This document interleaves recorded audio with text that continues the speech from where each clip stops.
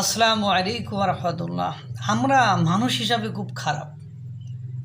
রক্ত দিয়ে সংগ্রাম করে, যুদ্ধ করে, জীবন বাজি রেখে, টাকা পয়সা নিয়ে, টাকা পয়সা দিয়ে যারা আন্দোলন করে আমাদের বাক স্বাধীনতা দিল, আমাদের স্বাধীনতা দিল, আমাদের মুক্ত বিহঙ্গের মতো আকাশে উঠতে দিল, আমরা তাদেরকে নিয়েই সমালোচনা করি।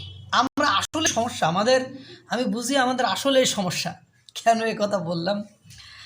কারণ এই যে বৈষম্যবিরোধীরা পড়াশোনা বাদ দিয়ে রাত নেই দিন নেই 24 ঘন্টার মধ্যে দেখা যায় 27 ঘন্টা তারা মানব কল্যাণে, জনকল্যাণে, বাংলাদেশের মানুষের উপকারার্থে কাজ করে যাচ্ছে। তারা বিভিন্ন জায়গায় যে সাদাবাজি, দখলদারি, লুটতরাজ, ডাকাতি হয় সেটা ঠেকাইতে যায়।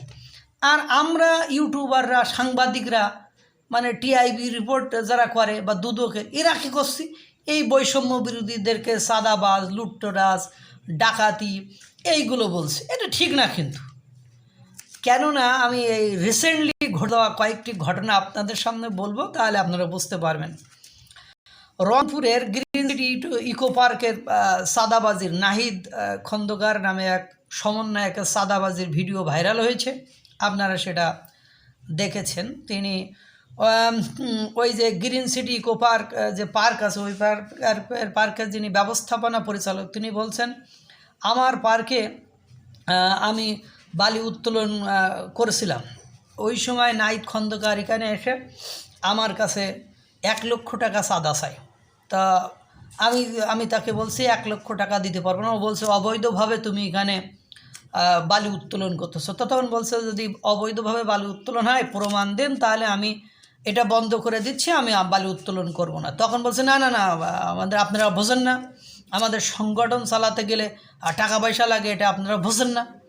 তার মানে নাহিদ খন্দকার পরে যখন সাংবাদিকরা, গণমাধ্যম কর্মীরা নাহিদকে কথা জিজ্ঞাসা করেছে, তখন বলছে যে ওখানে অবৈধভাবে বালু উত্তোলন হচ্ছিল, বিএনপির কর্মীরা ছিল, আমি যাওয়ার পরে ওরা আমাকে দেখেন না কীভাবে 5,000 টাকা দিতেছে এসে, বা এই কথা। অথচ ভিডিওতে যে সব কথাই শোনা যাচ্ছে সেটা ওই নাহিদ খন্দকারের মাথায় নেই। তো দেখেন, উনি বলো চাঁদা দাবি করতে যাই নাই, উনি গেছে অবৈধভাবে বালি উত্তোলন হচ্ছিল ওটা আটকাতে। দেশের প্রতি তার একটা ভালোবাসা আছে। সবার আগে বাংলাদেশ, ভারতপন্থী, পাকিস্তানপন্থী সব কিছু বাদ, সবার আগে বাংলাদেশ।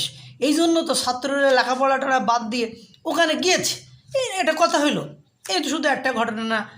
এরপরে আপনারা জানেন যে গাজীপুরে মোজাম্মেল হকের বাড়িতে এর আগে 2 দিন সারা বাংলাদেশে বিভিন্ন এমপি, মন্ত্রী, আওয়ামী লীগের লোকজনের বাড়িতে ভাঙচুর হলো, লুটপাট হলো।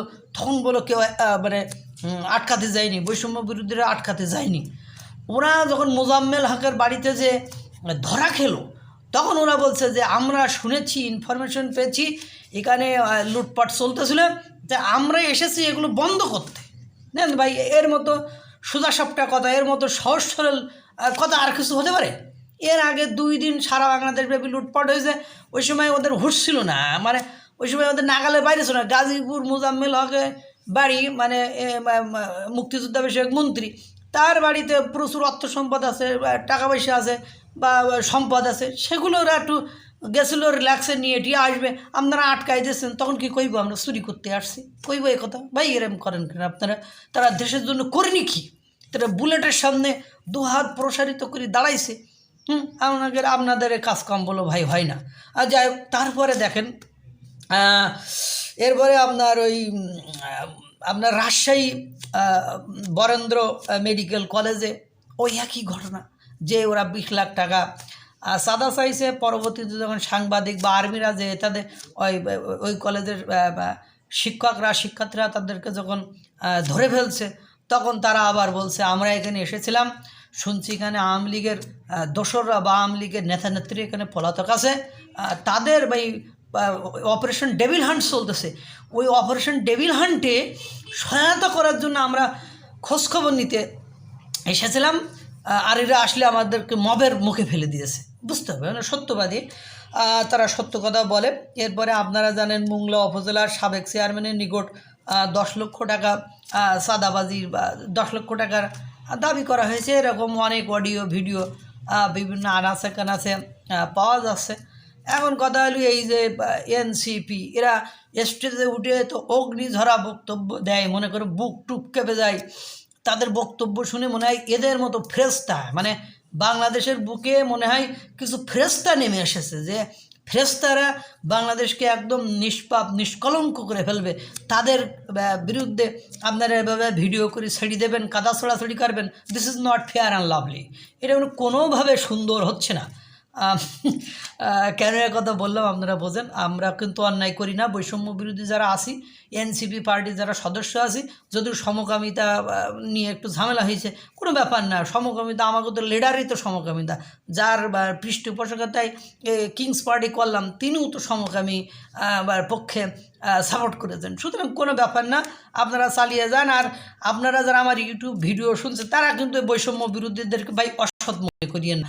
তারা জীবন বাজি রেখে দেশকে স্বাধীন করে দিয়েছে, দেশের মানুষকে ভালোবাসে, নতুন রাজনৈতিক বন্ধ ব্যবস্থা চালু করেছে, তাদেরকে আপনারা সাপোর্ট করবেন না? প্রয়োজন হলে আলু পটল ডিম বিক্রি করেও তো টাকা দেবেন ভাই, যা চাবে দেবেন, না দিলে ওরা চলবে কীভাবে? আল্লাহ তাআলা সকলকে ভালো রাখুক, সুস্থ রাখুক। আসসালামু আলাইকুম ওয়া রাহমাতুল্লাহ।